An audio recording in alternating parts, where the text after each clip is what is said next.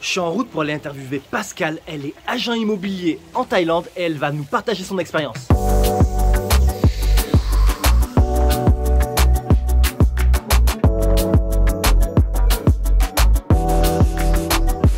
Salut les amis, c'est Monsieur Puss et aujourd'hui je suis à Koh Samui en Thaïlande pour interviewer Pascal qui s'est installé sur cette magnifique île. Salut Pascal, comment ça va? Salut, ça va très bien évidemment. Merci d'avoir accepté l'invitation. Avec plaisir. Alors pour commencer cette interview, tu nous amènes où? Alors on est à Bang Po, donc qui est au cœur de Koh Samui, qui est entre le port et l'aéroport. Voilà, on est donc Bang Po au Coco Sunset Beach. Allez, c'est parti, commençons par le commencement. Peux-tu te présenter? Alors, je m'appelle Pascal, j'ai 60 ans, je suis venue donc d'Aix-en-Provence avec mon fils Julien et je me suis installée depuis 5 ans et demi maintenant sur Koh Samui. En Thaïlande? En Thaïlande, exactement. Ok, donc tu vivais à Aix-en-Provence, pas très loin de chez moi, moi je suis d'Antibes. Ah, tout à fait, oui. Ouais, pas très loin, 150 bornes je crois qu'il y a. Exactement. Un truc comme ça. C'est ça. Ok, tu faisais quoi là-bas à Aix-en-Provence? À Aix-en-Provence, eh bien, je fais le même métier qu'ici. J'étais aussi agent immobilier, puisque c'est vrai qu'on avait une belle région, mais c'est encore plus beau ici. D'accord, super. 5 ans et demi que tu es en Thaïlande, c'est ça? En Thaïlande, tout à fait. 5 ans et demi. Pourquoi tu as choisi la Thaïlande et pourquoi Koh Samui en particulier? Alors, la Thaïlande, c'est le pays du sourire. Et donc, welcome au sourire, il n'y a pas de problème. Et Koh Samui, j'ai eu l'occasion de venir en vacances et j'ai eu le coup de cœur et franchement j'ai dit c'est là que je veux vivre. Ok, donc ta première fois tu es tombée amoureuse du pays quoi? D'entrée. En une fois? En une seule fois, ah oui, wow. Complètement. Waouh. Ouais. Ok, est-ce que tu as visité d'autres endroits qu'en Thaïlande? J'ai visité un petit peu les pays limitrophes, un petit peu le Cambodge. D'accord. Mais c'est vrai que la Thaïlande... voilà, j'avais une image et d'accord. Tout de suite. Mais est-ce que tu as fait d'autres parties de la Thaïlande? Alors, l'autre partie, j'ai fait un petit peu le nord de la Thaïlande, autour de Bangkok, et puis le sud vers Phuket et les îles environnantes. Mais pour toi, ça reste Koh Samui pour toujours? Koh Samui #1. Allez, direction l'agence immobilière de Pascal pour continuer l'interview. Donc c'est bien beau de vouloir rester en Thaïlande, mais niveau visa, comment tu fais? Eh bien, il faut un permis de travail. Donc, donc c'est une démarche qui se fait en général par un comptable ou un avocat. Donc, en général, on a beaucoup d'avocats ou de comptables thaïs qui parlent très bien l'anglais. Et c'est eux qui s'occupent de tout. On leur donne juste notre passeport et ils s'occupent de toutes les formalités. Et puis, nous, après, on passe à la caisse aussi. Voilà. D'accord. Et c'est indispensable de rentrer dans la loi et d'avoir un work permit ici. D'accord. Indispensable. Donc, à l'heure actuelle, tu as un visa travail. Tout à fait. Et pour le faire, tu t'es juste mis en relation avec un comptable, un avocat? Voilà, exactement. Passeport, un billet. Tout à fait. Et l'affaire est jouée. Simplement, tu lui dis, voilà, quelle activité tu veux faire. Et ensuite, il s'occupe de faire tous les papiers, de venir, lui va te faire toutes les formalités, tout le côté administratif. Il y a besoin de faire des photos avec l'emplacement, la localisation, la photo à l'intérieur, à l'extérieur, avec le staff, sans le staff. Juste, voilà, pour bien prouver à quel endroit tu seras localisé. Et ensuite, c'est le comptable qui s'occupe de tout et il te remet avec photo d'identité ton petit visa, ton work permit avec ta petite carte professionnelle. D'accord. Voilà. Il est pour combien de temps? C'est quoi la durée de ton visa? C'est pour 1 an en général et il est renouvelé tous les ans. C'est assez simple pour être renouvelé? Tout simple, c'est le comptable. Moi, je m'en occupe même pas. Je vais voir ma comptable et elle-même, elle m'envoie un petit message. Attention, ton visa, ton work permit s'arrête là. Et donc, elle refait les formalités toute seule et moi, je passe à la caisse et je paye. D'accord. Tout simplement. Et donc, ce visa de travail, il est lié à quoi? Il est lié à ton activité professionnelle. Donc, tu dois déclarer le type d'activité professionnelle que tu veux faire. Et à savoir qu'en Thaïlande, il y a à peu près 25 métiers, notamment les métiers manuels, qui sont interdits aux étrangers. Ah, donc, les étrangers n'ont pas le droit de faire parce qu'ils sont réservés aux Thaïs. D'accord. Comme les métiers de massage, faire la cuisine thaï ou voilà, qui est vraiment réservé au peuple thaï et qui est interdit à l'étranger. Ok. Donc l'activité d'agent immobilier, en l'occurrence, c'est une activité qui est autorisée pour les étrangers. Et ensuite, donc il y a une réglementation. Tu dois embaucher 4 Thaïs pour pouvoir embaucher un étranger. Voilà, donc selon le nombre d'employés que tu as besoin, si tu veux embaucher un étranger dans ton agence, par exemple, ou dans ton business, tu vas d'abord embaucher 4 Thaïs, pas forcément à temps complet. Tu peux avoir une femme de ménage, tu peux avoir un vendeur, tu peux avoir un chauffeur, ou voilà, peu importe, mais 4 Thaïs pour lesquels tu leur payes leur sécurité sociale, et ensuite tu as le droit d'embaucher un étranger supplémentaire. D'accord. Donc ton visa il est lié à ton agence immobilière? Tout à fait. Et donc comment tu en es venu donc en France, comme tu nous as dit, c'était déjà ce que tu faisais? Exactement. Et comment t'es venu l'idée de faire ça en Thaïlande? Alors, bon, c'est vrai que donc j'ai fait déjà ce métier en France pendant 10 ans. Et arrivé ici, c'est un métier qui est autorisé déjà, donc ça c'est important. Et puis c'était aussi un métier que je pouvais partager avec mon fils, puisque c'est donc une activité maintenant que je partage avec mon fils, puisqu'il a monté donc cette agence Expert pour Poitiers Asia sur Koh Samui. Et c'est vrai que c'est un endroit qui est très prisé dans l'immobilier, puisque Koh Samui est considéré un peu comme le Saint-Tropez français. Donc beaucoup d'investisseurs, beaucoup d'étrangers qui veulent être ou propriétaires, qui viennent acheter ou qui viennent passer leurs vacances ici en Thaïlande. Du coup, ça me fait penser à une question. Oui. Les étrangers, est-ce qu'ils peuvent être propriétaires ici en Thaïlande? Enfin, comment ça se passe?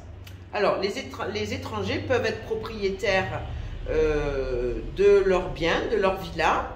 Donc, il suffit juste qu'ils montent une compagnie dans laquelle ils ont le pouvoir total. Ils prennent des associés, donc il faut que leurs associés aient 51% des parts. Et associés thaïlandais. Associés thaïlandais et 51% des parts. Et les 49 sont donc à l'étranger. Mais évidemment, c'est toi qui es nommé directeur, donc il y a les pleins pouvoirs, et les Thaïlandais en aucun cas ne peuvent décider de quoi que ce soit. Il n'y a pas de risque alors d'arnaque qui revendent que le Thaïlandais d'un coup veut vendre la villa ou veut vendre le bien? Non, parce que comme tu as plusieurs associés, tu ne vas pas mettre 51% sur un seul associé, tu vas les répartir sur plusieurs associés. Donc forcément, tu seras majoritaire puisque toi, tout seul, tu as 49% et plusieurs associés vont se répartir les 51%. Et puis de toute façon, tous ces papiers se signent devant un avocat où tout est clair et il renonce, évidemment, il signe à l'avocat comme quoi il renonce à prendre le pouvoir, voilà, si un jour il voudrait se liguer contre toi, mais ça c'est impossible. Tu n'as jamais eu vent d'arnaque de ce genre? Non, jamais, c'est jamais arrivé. Et puis c'est tout le monde qui fait comme ça. C'est la procédure, voilà. Donc si tu veux être propriétaire, c'est la manière à suivre, c'est exactement, c'est de cette manière. Pour le terrain et pour la villa en elle-même, quoi. Exactement, voilà. Après, tu as aussi un autre moyen, c'est par le lease, où là, tu es propriétaire que de la villa, mais tu loues le terrain. En contrepartie, tu payes un loyer annuel pour louer le terrain. Et c'est en général un bail de 30 ans qui est renouvelable 3 fois. Mais tu le signes 30 ans, et au bout de 30 ans, tu re-signes encore 30 ans, et ainsi de suite. Resigne, j'imagine, au prix du marché quand même. Oh, tu payes juste un faible pourcentage du prix de la maison. C'est vraiment aussi une manière très intéressante d'être propriétaire parce que forcément le prix de la villa sera beaucoup moins cher quand tu le prends en lease que si tu le prends avec un titre de propriété qui s'appelle le Chanot ici. D'accord. Donc juste par curiosité, oui. Est-ce que tu peux nous donner un exemple de prix, par exemple, je sais pas moi, une villa 3 chambres, piscine au bord de la plage, ça coûterait combien à Koh Samui? Alors, Avec bord le de la terrain, plage. l'option avec le terrain que tu as tout, hein, pas en lise. Hein. D'accord. Alors, ça peut aller donc en bord de plage. Ça peut aller à partir de, il faut compter 35 millions de bahts. Donc presque 1 million d'euros, quoi. Voilà, exactement. Mais c'est en front beach. C'est vraiment, tu es presque les pieds dans l'eau. Après, tu as la villa vue mer. Sur la colline. Sur la colline. Donc là, tu es à partir de 10 millions de bahts. Donc c'est autre chose. Mais le front beach. Donc 10 millions de bahts, ça nous fait presque 300 000 euros, 250 000 euros. Voilà, c'est ça. D'accord. Oui, c'est différent parce qu'en front beach, comme on est sur une île, ben forcément les places, il n'y en a pas beaucoup. Et elles sont très chères. Et souvent occupées par des gros resorts avec des très gros budgets, des 5 étoiles. Voilà, donc si tu veux vraiment avoir une villa en front beach, il y a peu de place. Il faut sortir les millions, quoi. Mais là, il faut sortir, oui, là, il faut mettre des zéros, hein, la ligne. D'accord. Donc pour des gens qui ont un petit budget, est-ce que tu penses que c'est possible de devenir propriétaire d'une maison ici à Koh Samui?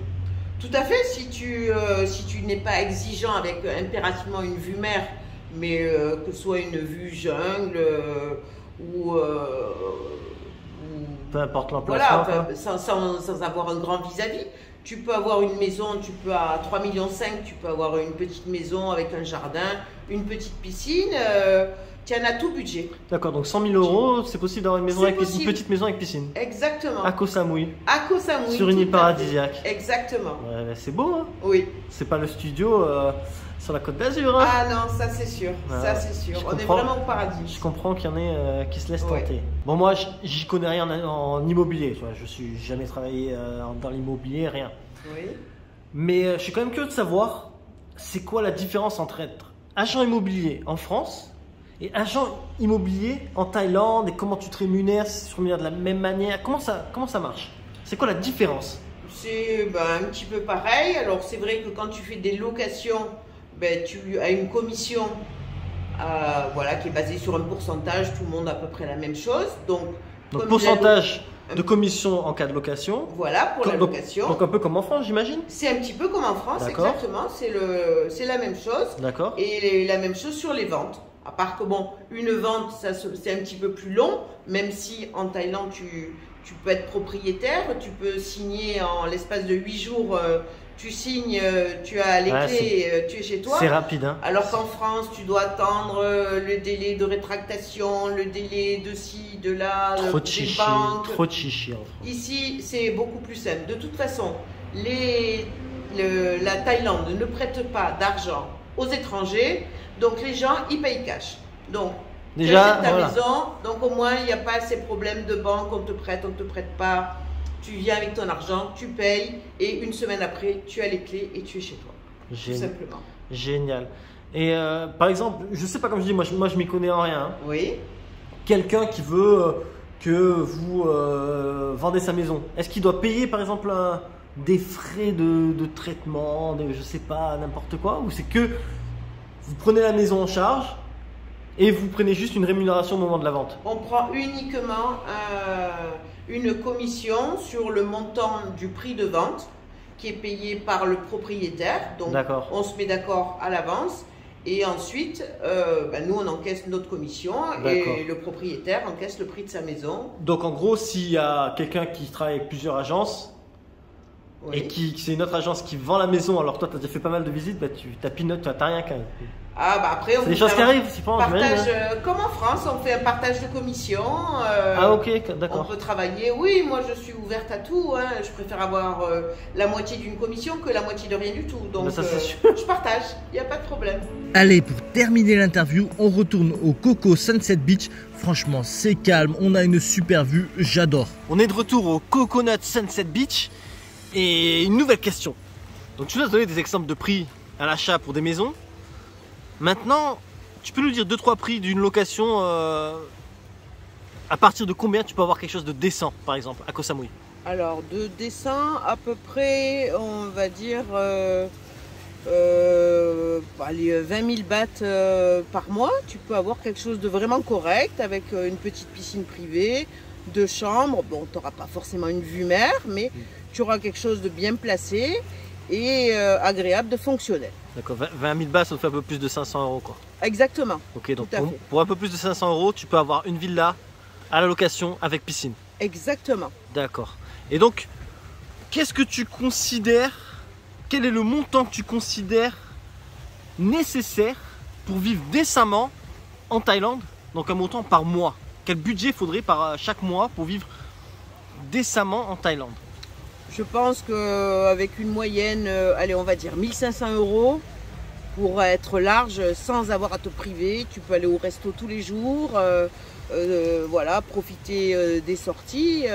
1500 €, tu peux payer ton loyer, tu peux payer ta couverture sociale, ta nourriture, t'habiller et profiter. D'accord. Donc vraiment, je tiens quand même à préciser, c'est vraiment profiter un max, c'est-à-dire pas se faire de cinéma, être au resto comme on pourrait penser en France. C'est vraiment resto tous les jours. Tous les jours, oui, exactement. Voilà, donc c'est... Les vacances. Voilà, des vacances pour 1500 € par mois. C'est ça, tout à fait. D'accord. Ok. Donc là, tu nous as parlé de couverture santé. Oui, c'est ça. T'as donc une assurance? Ah oui, ça c'est indispensable d'avoir une couverture santé. C'est une assurance taille? C'est une assurance française, non? Française, on a différents groupes. Il y a des assurances taille, mais bon, j'ai préféré... il y a un peu de tout, voilà. Et après, tout le prix, tout dépend de l'âge que tu as. D'accord. Donc tu ne payes pas le même prix que si tu as 30 ans, que si tu en as 60, et puis par rapport aux prestations. Mais pour avoir un ordre de prix, il faut compter allez, une personne d'une quarantaine d'années, aller avec 35 000 bahts, donc pour 1000 € par an, tu as une couverture. Une bonne couverture. Une couverture totale, voilà, en cas de maladie, si on a besoin de te rapatrier. C'est pas excessif quand même. Est-ce que tu peux nous dire le nom de l'assurance que tu utilises? C'est le groupe April. April. D'accord. Ok. T'as déjà eu à faire, comment dire, t'as déjà eu la nécessité de... Jamais, jamais. Donc, Je suis rentrée dans un hôpital que pour me faire vacciner. C'est tout. D'accord. Voilà. Ok. Donc assurance santé, April, tu payes à peu près pour quelqu'un de 40 ans 1000 € par an, quoi. Voilà. Bah, et donc super... moi, voilà, à 60 ans, je paye donc à peu près un peu plus le 2000. Moi, ça me coûte 2500 €. Mais parce que j'ai pris le forfait dentaire, optique, si besoin. La totale. La totale, voilà. La totale. Pour avoir aucun souci à me faire. Je trouve ça vraiment pas cher, hein, parce que quand tu penses que les gens... Alors en France, on dit ouais, la sécurité sociale, mais en attendant, tout le monde a une mutuelle. Oui. Et donc en fait, c'est comme si tu payais une mutuelle, mais... Tout à fait. Ouais, c'est pas cher. Moi, je trouve que c'est pas cher, perso. Hein. Tout à fait. Et puis après, tu n'es pas obligé pour le moindre bobo d'aller à l'hôpital. Tu vas dans une pharmacie, le personnel est compétent, il te donne tous les médicaments que tu as besoin et le coût n'est pas important. Donc c'est pas nécessaire d'aller à l'hôpital. Hein. Est-ce que tu trouves du coup que la médecine en Thaïlande est bonne? Elle est très bonne, elle est très bonne. Petit aparté, mais toujours au sujet du voyage. Si vous recherchez une assurance voyage pour votre prochain séjour en Thaïlande, je vous recommande ACS. Perso, moi je l'utilise car vous avez une super couverture à un prix super compétitif.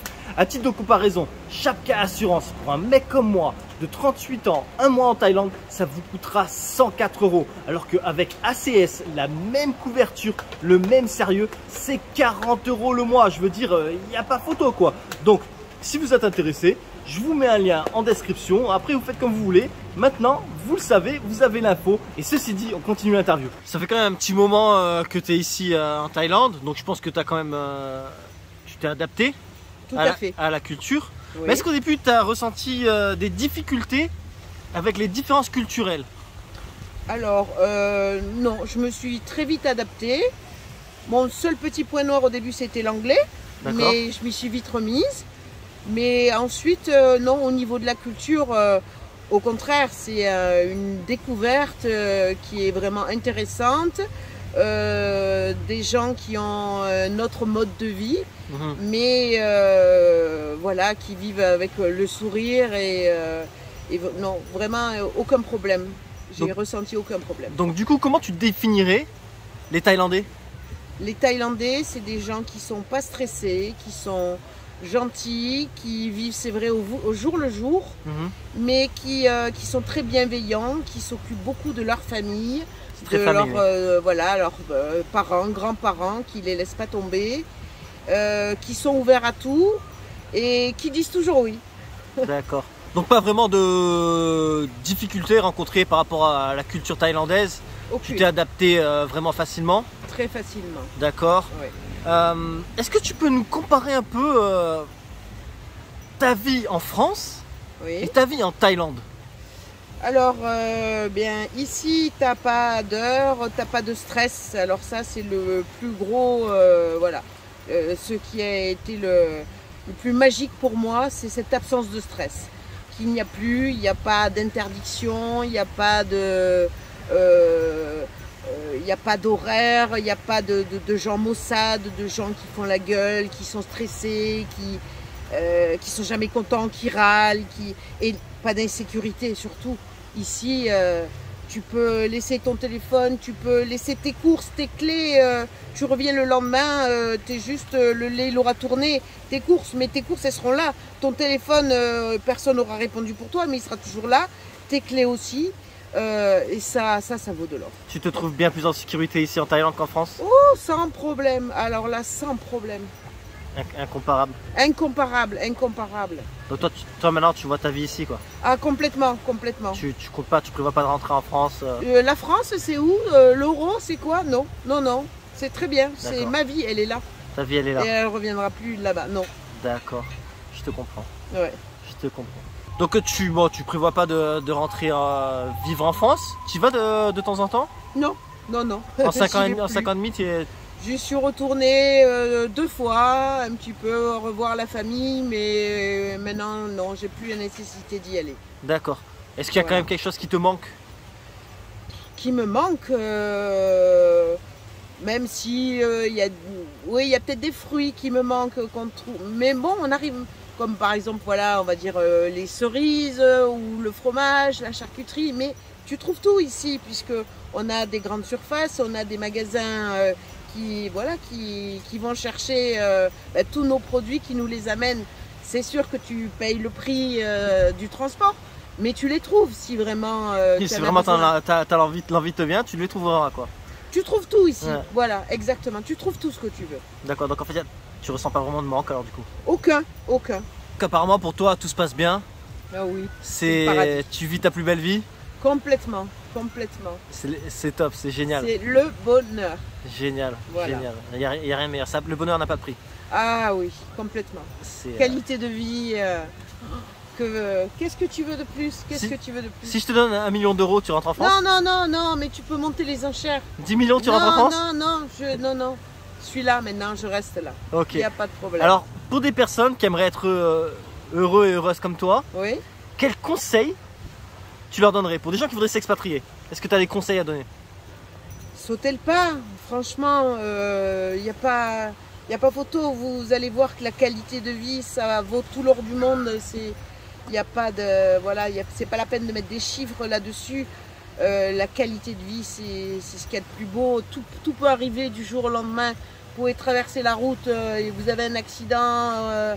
Il peut vous arriver n'importe quoi. Franchement, plaquez tout, vendez tout ce que vous avez à vendre et puis venez ici, c'est loin, mais les gens sauront venir vous voir, vous inquiétez pas, quand ils sauront où vous êtes, au paradis, ils viendront vous voir. Vous ne serez pas seul. Ok. Donc en gros, ton conseil, c'est ne réfléchissez pas trop, Non. osez, essayez, lancez-vous. Complètement, n'hésitez pas, n'hésitez pas. Et on arrive à la dernière question, très simple. Hein. Qu'est-ce que tu dirais à la Pascal d'avant de partir t'installer en Thaïlande? Pourquoi tu n'y as pas pensé avant? Pourquoi tu n'es pas venu avant? Le temps perdu. Maintenant, voilà, c'est que du bénéf, tout est magique. Ça, Donc, c'est bien. C'est quelque chose qui revient souvent ça, mais pourquoi pas avant? Oui, Hein? et j'osais pas, je me posais des questions et puis voilà, j'y suis allée, mais alors... Zéro mais regret. aucun regret, au contraire. Super. Pourquoi ne pas y avoir pensé avant?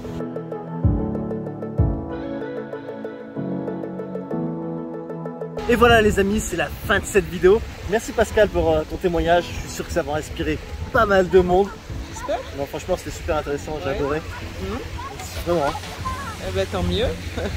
Et maintenant les amis, les aventures en Thaïlande continuent, les aventures en Asie continue. Et si vous désirez ne rien manquer, n'hésitez pas à vous abonner. Et je vous dis donc à la prochaine sur ma chaîne La Bizette. Moi, petite Bizette. Bizette, sawadika. Bye bye.